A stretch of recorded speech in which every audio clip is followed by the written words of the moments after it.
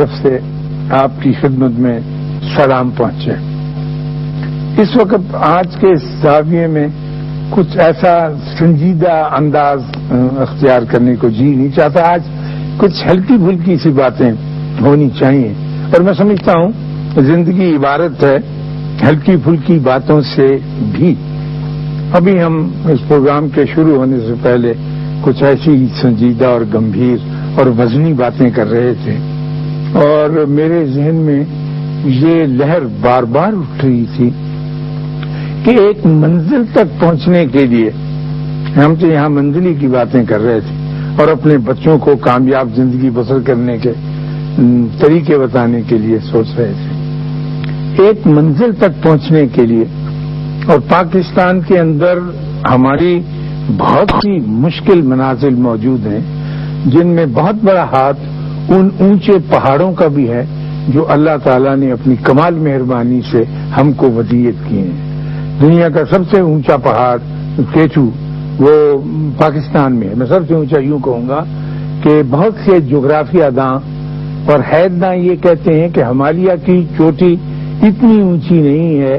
جتنی کہ کیٹو کی ہے۔ کیٹو 2 فٹ یا 2 فٹ کچھ انچ اونچا ہے۔ خیر یہ میرا بحث نہیں، لیکن وہ یہ سمجھتے ہیں۔ تو کیٹو کی چوٹی ہمارے پاس ہے، ناگا پربت کی چوٹی ہمارے پاس ہے، راکا پوشی کی چوٹی ہمارے پاس ہے، ترچمیز ایک پہاڑ اس کی بھی چوٹی۔ تو مجھے ان پہاڑوں سے اس لیے بھی محبت ہے کہ میں نے یہ دیکھے ہوئے، ان کے دامن میں ظاہر ہے اوپر نہیں گیا۔ پہاڑ کے اوپری منزل تک پہنچنے کے لیے جب انسان رختے سفر باندھتا ہے اور اسے چلنا پڑتا ہے تو وہ صرف ایک ہی ذریعہ استعمال نہیں کرتا کہ آگے تک پہنچنے کے لیے آپ ایک ہی ذریعہ اختیار کرتے ہیں نا سفر کرنے کے لیے، وہاں تک پہنچنے کے لیے۔ لیکن اگر آپ کو ناگا پروت کی چوٹی تک پہنچنا ہے تو پھر آپ پہلے جیپ کا استعمال کریں گے اور اس پہاڑ کے دامن تک پہنچیں گے۔ کچھ حد تک آپ اس جیپ کے سہارے اوپر بھی چڑھنے کی کوشش کریں گے، لیکن ایک حد آ جائے گی کہ پھر آپ کی جیپ اوپر نہیں جا سکے گی، پھر آپ کو ٹٹو کی یا خچر کی ضرورت محسوس ہوگی، پھر آپ اس پہ چڑھ کے اگلا سفر کریں گے۔ پھر ایک مقام ایسا آ جائے گا کہ وہاں پر ٹٹو اور خچر بھی نہیں چل سکے گا، راستہ دشوار گزار ہو جائے گا اور تنگ ہو، پھر آپ وہاں اس کو بھی چھوڑ دیں گے اور پیدل چلنا شروع کریں گے۔ پیدل چلتے چلتے اپنی منزل کی طرف جاتے ہوئے پھر ایک مقام ایسا آ جائے گا کہ آپ پیدل بھی نہیں چل سکیں گے، لیکن آپ کو اپنی منزل، پھر آپ رسی کا استعمال کریں گے اور آنکڑے پھینک پھینک کر رسی کے پھر اونچا جانے کی کوشش کریں گے۔ جو ہے یہ سارے عمل کر کے پھر آپ اپنی منزل تک پہنچیں۔ زندگی میں اپنی صحت جسمانی کو برقرار رکھنے کے لیے اور صحت روحانی کو برقرار رکھنے کے لیے شہریار صاحب آدمی جو ہے یہ کوئی ایک طریقے علاج ہی نہیں اپنا سکتا اور اس پر قائم نہیں رہ سکتا، فیصلہ نہیں کر سکتا۔ ہمارے یہاں پر سرکاری طور پہ ایلوپیتھک علاج ہے، طبابت ہے، حکمت ہے، پھر یہاں پر اب ہربل ڈرگز کا سلسلہ ولایت میں بہت تیزی سے چلنے لگا ہے۔ اس کے بعد آپ ہومیوپیتھی میڈیسن ہے، پھر اس کے بعد اور یہ تاؤ کا سسٹم، چائنیز وہ جو صبح سویرے اٹھ کے کرنٹ حاصل کرتے ہیں قدرت سے، پتہ نہیں آپ نے کبھی کی ہے یا نہیں، وہ باغ ہم نے چائنا میں دیکھا، باہر کھڑے ہو کر کچھ نہیں کرتے، اپنے ہاتھ ایسے کرتے رہتے ہیں اور جو قوت وہ کہتے ہیں کہ انرجی سمیٹ کے شام تک چلنے کے لیے وہ اپنی بیٹری چارج کر لیتے ہیں۔ تو اس قسم کی چیزیں جو ہیں یہ ہمارے یہاں بھی ہمارے بابوں نے بھی ہمارے بڑوں نے بھی سوچی ہیں، اور اس کے بارے میں دینی باتیں اگر کوئی سننا چاہے تو اس کے قریب ہوتی رہی ہیں، اور میرے جیسا آدمی جو چوری کچھ باتیں سنتا رہا، اکٹھی کرتا رہا، اس میں ایک یہ طریقے علاج بھی ہے کہ وہ روحانی ادویات کا استعمال کرتے ہیں، اور روحانی ادویات کہیں فروخت نہیں ہوتی، کہیں ملتی نہیں، کوئی بھی ایسا مرکز نہیں ہے جہاں جا کر آپ روحانی ادویات خرید سکیں۔ نہ تو یہ گولیوں کی شکل میں ہوتی ہیں، نہ یہ ٹنچرز ہوتی ہیں، نہ یہ ٹیکوں کی شکل میں ہوتی ہیں، نہ ان کی ڈرپ لگ سکتی ہے۔ یہ تو کچھ ایسی چیز ہے، یعنی ساری میں چیزیں گنواتی ہیں کہ ان کا کچھ نہ ہونا سا ہے وہ ہونے میں بدل جاتا ہے۔ یہ آپ کو یہ بات مشکل لگی، میں کہتا ہوں کہ میری آپ کی زندگی کا سارا دار و مدار اور جو ہم کو بتایا گیا ہے اور پڑھایا گیا ہے اور سکھایا گیا ہے وہ یہی ہے کہ کوشش کرنی ہے، جدوجہد کرنی ہے، آگے بڑھنا ہے، لوگوں کے منہ پر اور ان کی بوتھیوں پہ ہاتھ رکھ کے ان کو پیچھے دھکیلنا ہے اور خود آگے نکلتے چلے جانا ہے، کیونکہ جو آدمی کامیاب نہیں ہوگا زندگی میں اس کو زمانہ بکھیر دے گا پیسے۔ لیکن تاؤ کے فلسفہ چینی ہے، اس کے لوگ کہتے ہیں، اس کے گرو کہتے ہیں کہ ٹھوس اور نظر میں آنے والی چیز اور جو بظاہر آپ کو مفید نظر آئے یہی مفید نہیں ہوتی۔ ٹھوس اور بظاہر مفید نظر آنے والی چیز بھی مفید نہیں ہوتی۔ مثلا آپ لاہور سے اسلام آباد جانا چاہتے ہیں تو آپ اپنی کار نکالتے ہیں اور اس کو تیزی سے بھگاتے ہیں سڑک کے اوپر اور وہاں پہنچنے کی کوشش کرتے ہیں اور کہتے ہیں اور تیز اور تیز اور تیز۔ تو یہ اسٹرگل اور اسٹرائف اور کوشش اور جدوجہد اور آرزو اور تمنا اور لیس الانسان الا ما سعی کے ذہن میں آتا ہے۔ لیکن آپ حیران ہوں گے کہ تیزی سے گھومتا ہوا پہیا، تیزی سے حرکت کرتا ہوا پہیا ایک نہایت ساکن دھرے کے اوپر قائم ہوتا ہے۔ اگر وہ دھرا ساکن نہ رہے اور آپ کے اصول کے مطابق وہ بھی گھومنے لگ جائے تو الحمدللہ آپ تو پھر کچھ نہیں، زندہ ہی نہیں رہ سکتے۔ اس کو سکون ہوگا، اس پہیے کے پیچھے پورا سکون ہوگا، خاموشی ہوگی، استقامت ہوگی، ایک چپ رہنا ہوگا اور حرکت سے گریز ہوگا، پھر آپ جا سکیں۔ مجھ میں اور آپ میں یہی کوتاہی ہو جاتی ہے کہ ہم کہتے ہیں کہ تیز طرح، یہ ہم کو سیاست میں بھی دیا، ہمارے سیاستدان بھی یہی کہتے ہیں کہ اڑا کے رکھ دو، بھاگو چلو دوڑو، نعرہ جھنڈا اور اس کو جو آوے آوے جاوے جاوے کرتے ہیں۔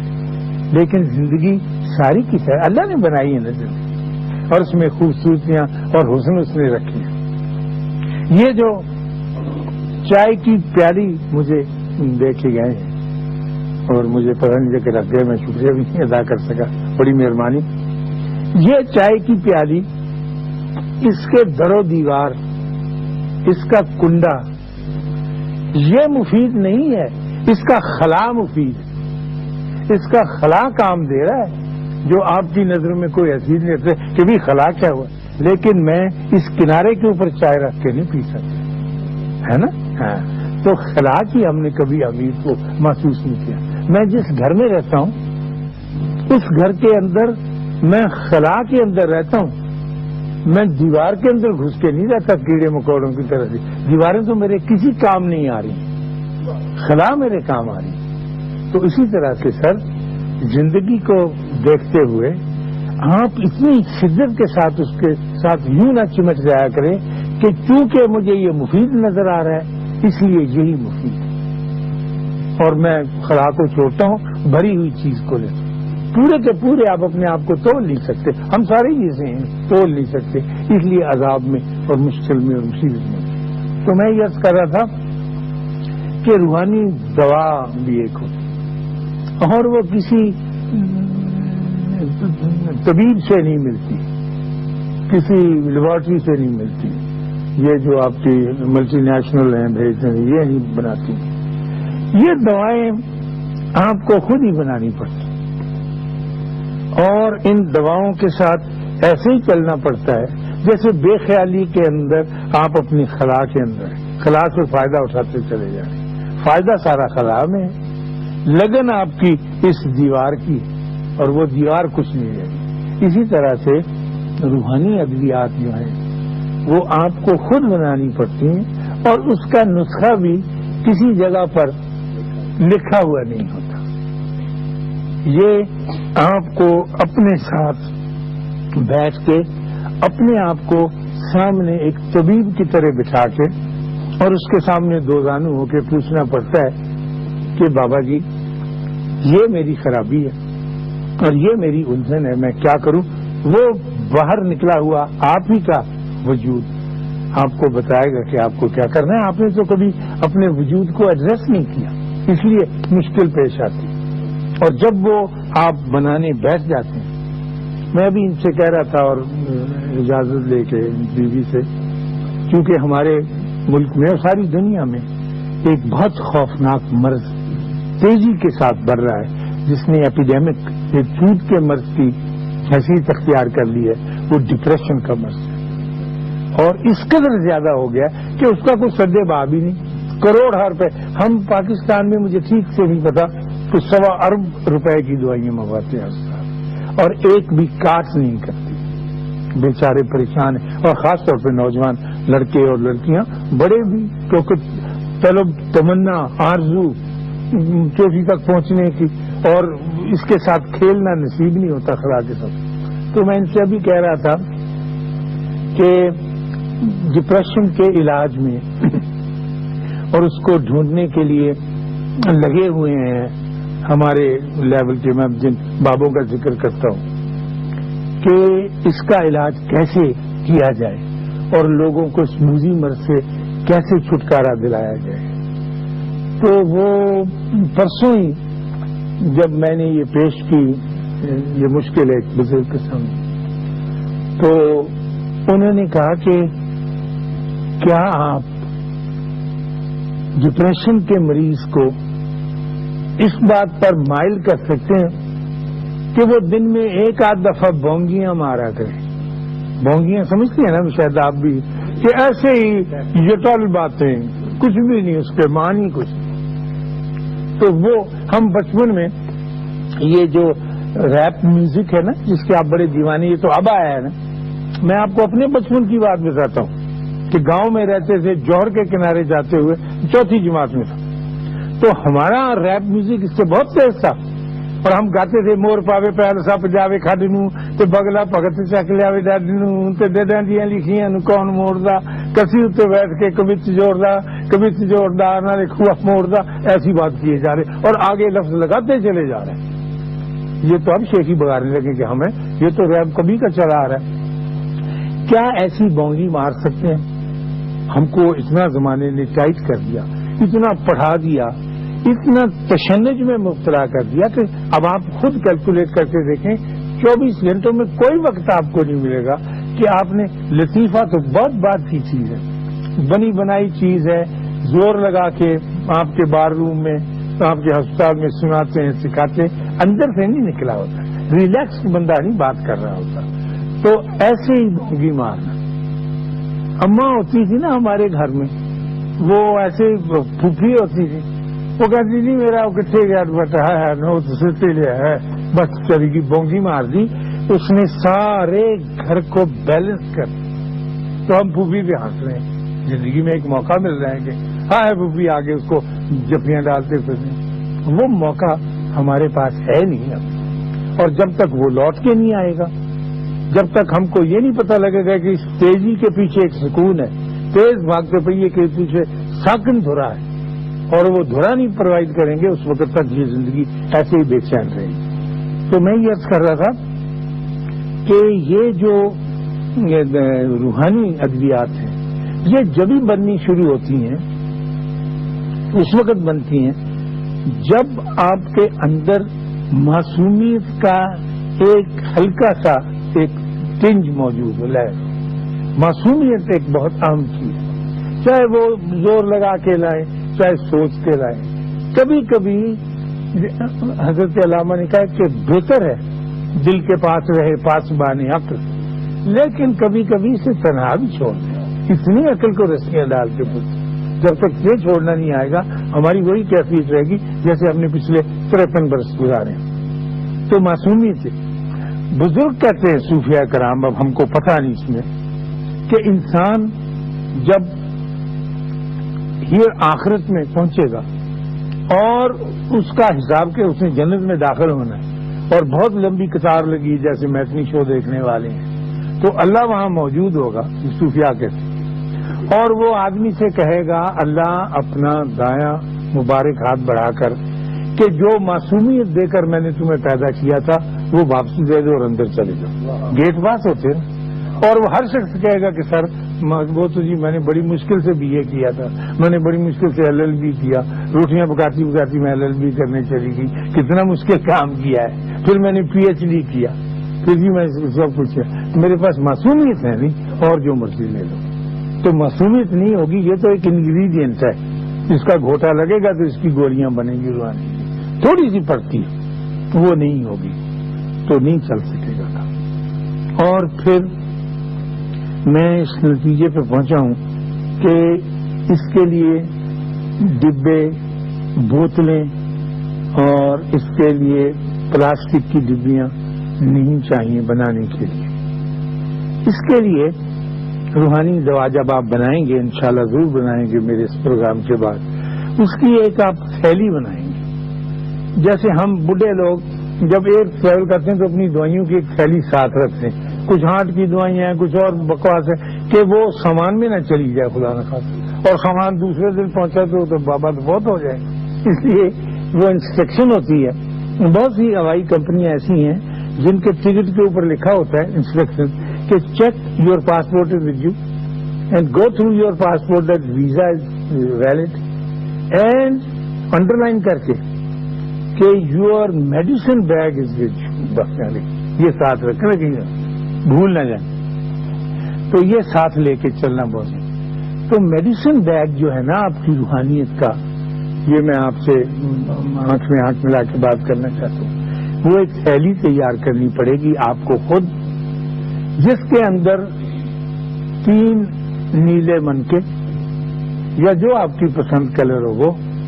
اور کوڑیاں, چتری کوڑیاں, اعلیٰ درجے کی کوڑیاں نہیں ہوتی وہ, ایک اس میں تتری کا پر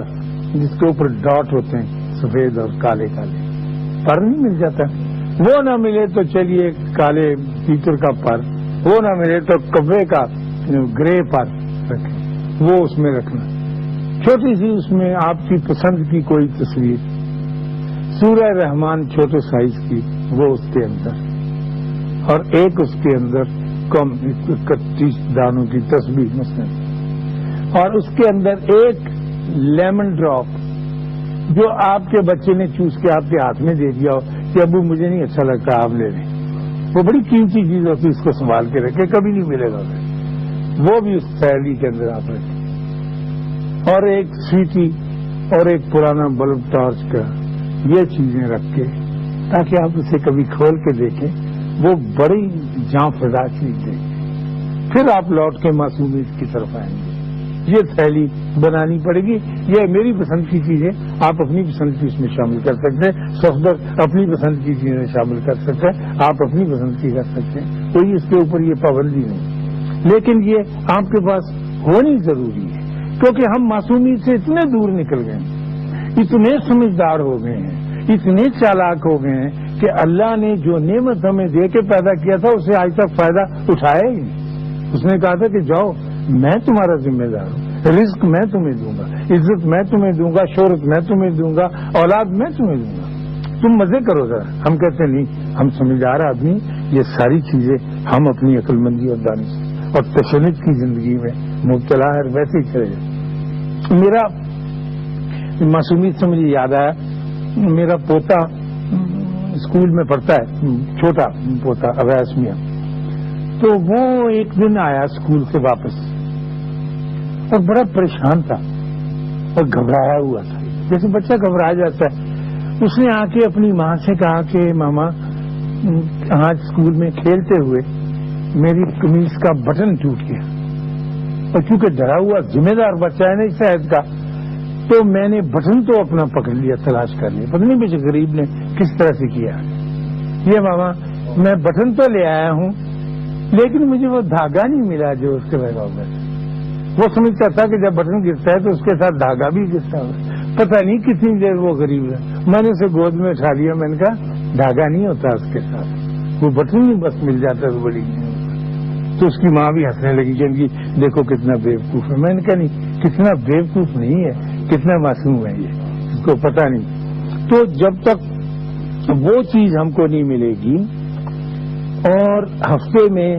2 مرتبہ تک 2 مرتبہ 3 مرتبہ آپ اس تھیلی کو دیکھتے نہیں رہیں گے، آپ کی مشکلات جو ہے دور ہوں گی نہیں۔ باقی جو فیصلہ آپ کریں آپ کو حق پہنچتا ہے، لیکن میں جو عرض کر رہا تھا کہ اونچی منزل تک پہنچنے کے لیے پھر آپ کو رسی بھی چاہیے۔ آپ سمجھتے ہیں کہ میں پیدل ہی چلا جا سکوں گا، نہیں، پھر وہ آنکڑا پھینک کے رسی بھی یا ذرائع ہوتے چلے جانے۔ اس ذریعے کو نکال دیا آپ نے، اس چائے کی پیالی کو آپ کی اس کے خلا کو استعمال نہیں کر رہے، آپ کہیں کہ نہیں یہ اس کی پھول اچھے ہو، یہ ہو، خلا ہو چاہے نہ ہو، مجھے یہ ٹھوس چیزوں کو پکڑتے چلے جاتے۔ یہ ہماری ایک میری، میں اسے بھتیجی کہوں گا، میرے بہت چھوٹے بھائی کی، خالہ زوج بھائی کی، اس کی شادی تھی انزرا کی، تو وہ باپ اس کا کھڑا تھا، موٹر آئی ہوئی تھی، اس میں وہ الو سا دولہا نہیں ہوتا پگڑی باندھ کے پہلی دفعہ زندگی سار اس کا ہل رہا ہوتا ہے، کنٹرول نہیں ہو رہا ہوتا ہے، وہ بیٹھا ہوا تھا، تو بیٹی ہماری وہ مل رہی تھی سب سے اور ظاہر جانے کے لیے تیار تھی، تو وہ اپنے باپ سے ملی، بڑی جپی ڈال کے بات کر، پھر اس نے اپنے پرس سے کچھ نکالی ایک پڑیا سے، تو وہ اس کو دے دی، کہیں میاں کو، میرے بھائی چھوٹے کو، اور پھر اور خالہ تھا اس میں جو میرے پاس آئی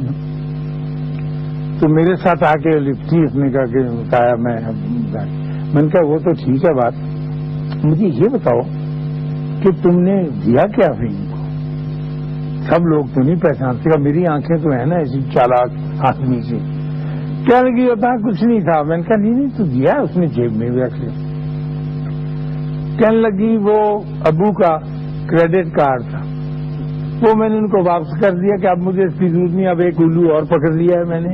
اس کے بعد بھی کریڈٹ کارڈ ہوگا تو انشاءاللہ تعالی میں اس کے ساتھ چلوں گی۔ ٹھیک ہے، وہ معصومی سے بات کر رہی، لیکن میں آسانیاں کہنے لگی ہوگی، تو اس لیے مجھے اس کی کیئر فرینس، یہ آسانی پسند آئی کہ ٹھیک ہے اس نے ایک بچہ کے لیے آپ رکھیں، میرے جیسا لالچی ہوتا ہے میں کہتا ایک یہ بھی رکھ لیتا ہوں کریڈٹ کارڈ، ابو نے کیا کہنا ہے ایک دوسرا بھی رکھ لیتا، تو وہ ایگزیکٹلی یقین کی بات ہے، تو وہ دیکھ کے خیر اس کو چلی گئی۔ تو میں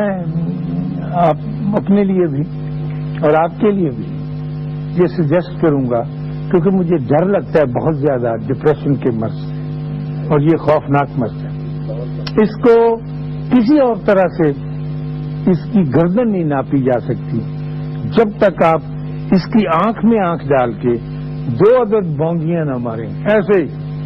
پھر یہ بھاگتا ہے مجھ سے۔ اگر آپ بہت سنجیدہ ہو کر اس کو اپنی گلے کا ہار بنا لیں گے تو یہ چھوڑے گا نہیں۔ اس پہ اور بھی ہم کام کر رہے ہیں کہ اس سے جان کس طرح سے بچائی جائے،